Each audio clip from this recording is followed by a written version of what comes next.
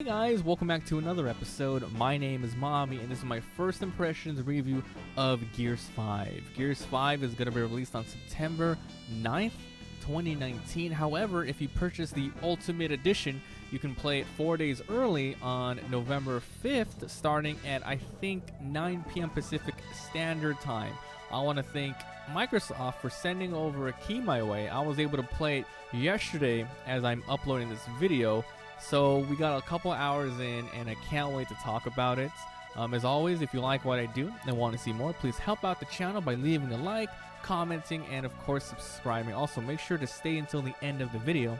I'll be showing you some gameplay highlights from Gears 5 taken straight from our live stream that we had. So we're going to be talking about the story, the graphics, the audio, gameplay, and other noteworthy stuff that I think needs mention. So, Gears 5 is a long-running franchise, and I'll have you guys know this is my first Gears game that I have played. I'm familiar with the franchise. I know who Marcus is. I know who they're fighting. But as, you know, the nitty-gritty, like knowing character relationships and stuff like that, I'm not invested into any of that. So, from this little review, you can see I'm unbiased, whether it's good or not. The franchise as a whole, I'm specifically looking at just Gears 5 and what I know from that. So Gears 5 apparently takes place exactly right after the fourth one. Now before we get into it, I'll have you know, if you don't know anything about the game like I have, in the menu they have two little videos that you can quickly watch. One that says the story of the universe of Gears 5, and it pretty much goes through every single game's major plot. You know, starting with the Pendulum Wars and playing as Marcus, going through all this drama with your dad, and, you know, eventually becoming a veteran, etc. And then there's another video that shows previously on Gears War, which I'm assuming is all of Gears Wars 4, where Marcus is an old veteran now, and he has a son called JD, and his friends, Kate and Dell, and a lot of other things, and it tells you all the way up to now. So the game literally starts with Kate waking up from a dream of her mother, you know, passing away, and her grabbing her little her little pendant or necklace that she gave her. And you guys are on a mission to pretty much go get some access keys to a Hammer satellite, and the game takes off from there. I'm going to try my hardest not to give you guys any crazy spoilers whatsoever. I'm mostly going to talk about gameplay mechanics and stuff. So the story so far is really good. I love all the character interactions. The game is smooth. Let's talk about the graphics. Speaking of smooth, I played the game on super ultra high settings on everything, unlimited, you know, frames, high on everything. The game on my PC runs really well on super crazy high, like no hiccups whatsoever. And my PC is pretty old. If you guys want to know, like, my graphics card, I have my GPU is pretty much a 980 Ti. I'm hoping to upgrade very soon to the 2000 series, but we'll see. And also my CPU is not the greatest, so as long as you have a really good SSD and an okay GPU and CPU, it's going to run it really well. And I even tried it on medium, you know, because I'm streaming and recording at the same time, so it does a lot of heavy resource hog on my CPU and stuff. But other than that, everything ran really well. So if you're worried about if your computer can handle it, play it on medium. It has a lot of different settings, So the graphics are great. The environments are really lush, really good colors. Enemy designs are really nice. Sometimes I can't tell the difference between one enemy or another, but that's because I probably haven't played much of the Gears series. Weapon designs, pretty interesting. I'm having a lot of fun playing with all these items for the very first time. I'm sure a lot of these guns, like the Lancer and the Retro Lancer and other stuff, has been in the previous games, but this is my first time ever, you know, handling one of those gun chainsaw weapons and slicing an enemy. Oh my god, it feels really cool. So graphics, top notch, AAA. I can't ask for more. It's really good. My favorite part is definitely the facial recognition. I was talking about it during streams. I wasn't even sure if this game was based off real people or not. and if it was just a made-up character, or if they use like facial recognition software on that, because they look like real people. It looks awesome. Audio-wise, beautiful, beautiful. I wasn't paying attention to the music, but gunshots, all the sound effects, voice acting, it's on point. A little bit of cheesy dialogue here and there, but honestly, as long as you don't focus on it, it's not going to take you out of it. So, audio, pretty good in my book. The gameplay portion, wow. So it's gonna, if you're a big familiar person of the franchise, it might sound weird coming from me explaining all this stuff, but I'm not entirely sure what has, what's come over from the old games and what's in this new one. So I'm going to talk about everything that your character can do and actually what you can upgrade. So far, you're just playing with a character, basic over-the-shoulder shooter. You can ADS, you can shoot, you can hip fire, you can cover, you can jump to one cover from another. You can throw grenades, switch out weapons. You have 4 different weapons. Sometimes a weapon has a secondary fire option. So it's like basic gear stuff. I'm not sure what to say about that. So it's basic cover shooter stuff. But what they do a little different is in this game in particular. I'm not sure if it's in the other ones. I was worried about it. I'm like, okay, this cover system's cool. Killing enemies is fun. Trying all these different weapons, different recoil, different power levels, different ammo sizes. Like, it's gonna get boring kind of fast unless they do something really crazy with variety.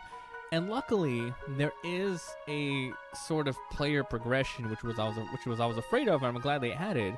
But you're not upgrading your character; you're upgrading your accessory robot drone. So pretty much, you have a drone that has different capabilities. They can scan the area. They can heal you when you're low, and revive you when you're down, and they can attack an enemy, they can stun enemies, and they can go pick up items. And pretty much throughout the game, you can look for collectibles, which it tells you a nice percentage of. So if you pick up this item, it's like, oh, 3%, go find more. And you can find components, meaning you can use those components, you can go into the menu, and you can upgrade your guy. Let's say there's different sections, and there's one for enemy attacking. For instance, he attacks with an electrical shock. You can upgrade it using, let's say, 3 components or something. Now, the shock actually does a little bit more damage the longer it holds on. You upgrade with, I say, 10 components. It's just an example, right? Now, he can shoot multiple opponents at once. There's another one that makes it so whenever you get a headshot, it reduces the cooldown on your little guy's abilities. So, it gives you a little bit of character variety on that. And what's cool is you can respec at any time. So as long as you take the time to go pick up resources and components and spec out your character, using them whenever you get them, you're not going to get punished. Because let's say, you really need to stun people more than kill them. You can just swap out to that, so that's really good. So I'm glad they did that. So I talked about the basic character stuff, upgrading your drone, which is great. The environments are pretty okay so far. I got lost here or there, but that's not really too bad. One thing I did have trouble with was sometimes enemies are really hard to see. They have a lot of fog going around. There's so much mayhem. Even though the game looks beautiful, there's a lot of mayhem going on. And honestly, I usually don't have trouble spotting out enemies, but I guess they intentionally kind of made it hard to see them. So you can use more of your scan ability. If you hit the button for scan, your drone has a cooldown, but it covers over all the immediate area, which you can double the range, of course, and it outlines an enemy that you can see them for a certain time. So I had to use that a lot to see which enemies were left and what's going on. So you might not have trouble seeing enemies, but I feel like they made it harder so you can use that ability more, right? Also, another thing is game direction of what to do next. It wasn't super clear what to do next. Pretty much every time you finish a small objective during an act, on the very left it says, okay, you need to do this. It stays there for like 3 seconds, it goes away. And sometimes after a long battle, I forget what I'm gonna what the goal is next. I want to see what to do. It doesn't show anywhere. I press star, I press select. I can't see anywhere where the next objective is. Now it could just be I'm blind, but I looked around and I couldn't find it. So half the time after finishing a long battle, I'm like, okay, do I just run over here? Do I run over there? I literally ran a circle where I needed to go, and all I had to do was go in the middle, which is so weird. just on that place. So I'm pretty much just talking about the campaign and story. I have not yet touched any of the multiplayer, which I'm pretty excited for. Remember, guys, this is a first impressions review. This is a game where I'm going to spend many hours on, and I definitely wanted to give you just a first impressions of the game. I think the Metacritic score is around 80 to 90%, so the majority is definitely going to like it. Now, because I have the Ultimate Edition, thank you again, Microsoft, I have a lot of extra DLC skins, so I can't wait to try multiplayer. So, as you can tell, I'm probably trying to get this review out as quick as possible. I am going to be coming out with a second review soon. That's going to be called Gears 5 Review Final Thoughts. This is my first impressions. Pretty much, it's good. It is really good. I can't wait to play more of the campaign, and I definitely want to try out some of the multiplayer. As soon as I start the game, there's an option so we can see your overall account's level. You start off as like a private, and then it looks like they have something like daily quests, like kill enemies with this gun, headshots with this gun, or something like that. So I don't know if that applies to just the campaign, or if you have to go to horde mode, versus mode, or the other mode that they added. But there is a lot to do here, and there's some sort of battle pass. You do those quests, you level up, and then I think it said 2 weeks.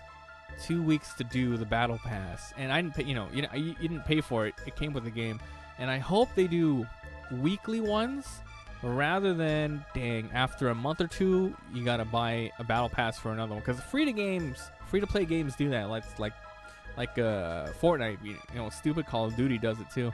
Even though you buy the game for $60, you gotta buy the battle pass. And PUBG is so stupid. I hate when they do that. So far, the battle pass seems to just be confined with what you bought. But who knows for the future?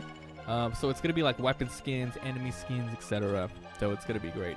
So if you guys enjoyed, leave a like. It helps a lot. If you haven't already, hit that sub button. I do upload a lot of daily videos. If you want to watch all the uncut footage of Gears 5 that I've recorded, check out my channel here. I'm going to be uploading it in abridged format, meaning if I played for 2 hours, I'm going to cut it down to hopefully 40 minutes to 50 minutes, cutting out all the times I had to retry, times I had to take a break, etc. All for the meat and potatoes for you guys to watch. I hope you check it out. I'm going to be ending today's video with a little gameplay section of me defeating a couple of enemies. So come on by the live stream. I am uploading this video on the 5th. The game does not come out until 9 p.m. tonight as you're watching this video. So hopefully I'll be able to stream a lot more of it before a lot of other people do, right? Thanks for being here. Thanks for watching, and enjoy the rest of the video.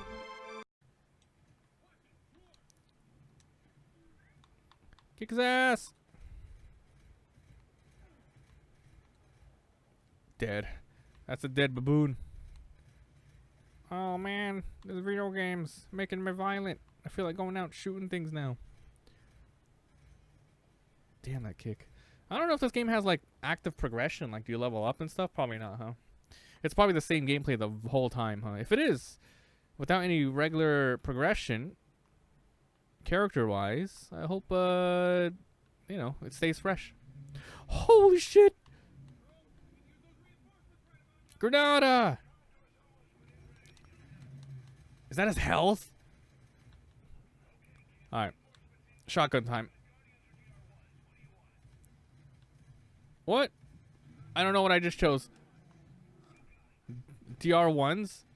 What the fuck? What the fuck? What the fuck? Ah! What's DR1s? Here they go. Oh my god! Did they drop me something?